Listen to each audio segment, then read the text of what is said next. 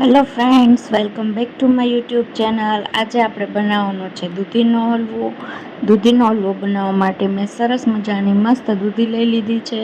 તેના ઉપરથી છાલ ખમણીને રાખી દીધી છે. તેને સરસ મજાની છીણી લેવાની છે. હવે આપણે એક પેનમાં ઘી ગરમ મૂકીશું અને ઘી ગરમ થઈ જાય ત્યાર પછી તેમાં દૂધીનો મિક્સ નાખી દેવાનું છે.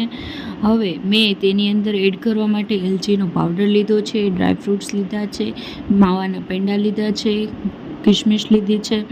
હવે થોડીક દૂધી ચડી જાય એટલે આપણે તેની અંદર કિશમિશ અને દૂધ એડ કરી દેવાનું છે.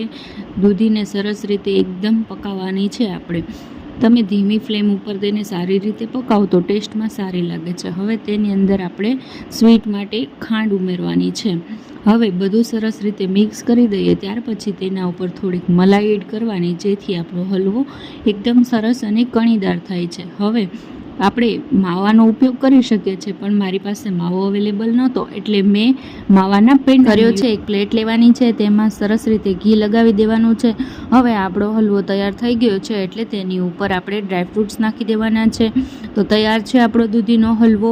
રેસીપી સારી લાગી હોય તો લાઈક કરજો, શેર કરજો અને સબસ્ક્રાઈબ કરી દેજો. તમને કેવો લાગ્યો તે કોમેન્ટ કરજો.